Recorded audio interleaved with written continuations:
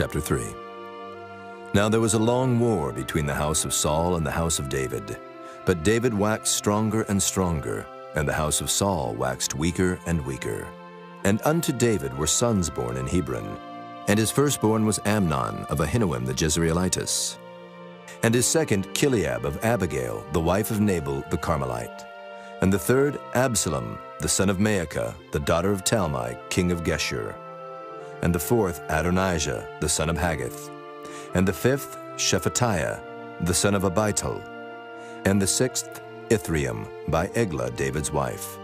These were born to David in Hebron. And it came to pass, while there was war between the house of Saul and the house of David, that Abner made himself strong for the house of Saul. And Saul had a concubine, whose name was Rizpah, the daughter of Aiah.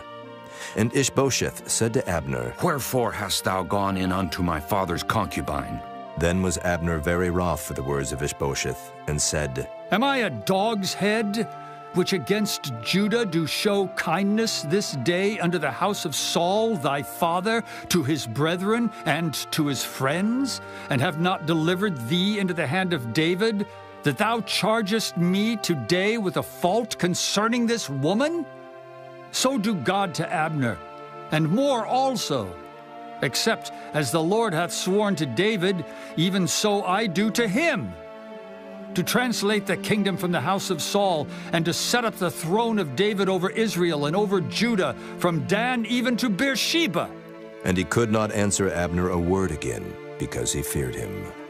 And Abner sent messengers to David on his behalf, saying, Whose is the land? Saying also, Make thy league with me, and behold, my hand shall be with thee, to bring about all Israel unto thee. And he said, Well, I will make a league with thee. But one thing I require of thee, that is, thou shalt not see my face, except thou first bring Michal, Saul's daughter, when thou comest to see my face. And David sent messengers to Ishbosheth, Saul's son, saying, Deliver me my wife Michal, which I espoused to me for 100 foreskins of the Philistines. And Ishbosheth sent, and took her from her husband, even from Paltiel the son of Laish. And her husband went with her along, weeping behind her to Bahurim. Then said Abner unto him, Go, return. And he returned. And Abner had communication with the elders of Israel, saying, Ye sought for David in times past to be king over you. Now then do it. For the Lord hath spoken of David, saying, By the hand of my servant David I will save my people Israel out of the hand of the Philistines, and out of the hand of all their enemies. And Abner also spake in the ears of Benjamin. And Abner went also to speak in the ears of David in Hebron all that seemed good to Israel. And that seemed good to the whole house of Benjamin. So Abner came to David to Hebron, and 20 men with him. And David made Abner and the men that were with him a feast. And Abner said unto David, I will arise and go, and will gather all Israel unto my lord the king, that they may make a league with thee, and that thou mayest reign over all that thine heart desireth. And David sent Abner away, and he went in peace. And behold, the servants of David and Joab came from pursuing a troop, and brought in a great spoil with them. But Abner was not with David in Hebron, for he had sent him away, and he was gone in peace. When Joab and all the host that was with him were come, they told Joab, saying, Abner the son of Ner came to the king, and he hath sent him away, and he is gone in peace. Then Joab came to the king and said, What hast thou done? Behold, Abner came unto thee. Why is it that thou hast sent him away? And he is quite gone. Thou knowest Abner the son of Ner, that he came to deceive thee, and to know thy going out and thy coming in, and to know all that thou doest. And when Joab was come out from David, he sent messengers after Abner, which brought him again from the well of Sirah, but David knew it not.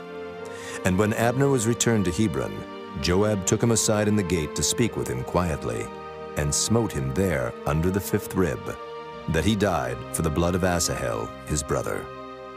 And afterward, when David heard it, he said, I and my kingdom are guiltless before the Lord forever from the blood of Abner the son of Ner.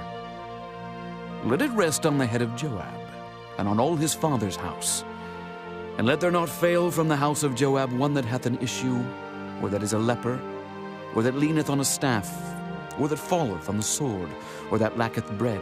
So Joab and Abishai his brother slew Abner, because he had slain their brother Asahel at Gibeon in the battle.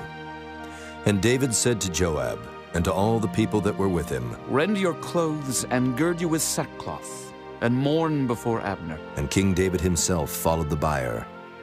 And they buried Abner in Hebron, and the king lifted up his voice, and wept at the grave of Abner, and all the people wept. And the king lamented over Abner, and said, Died Abner as a fool dieth. Thy hands were not bound, nor thy feet put into fetters. As a man falleth before wicked men, so fellest thou.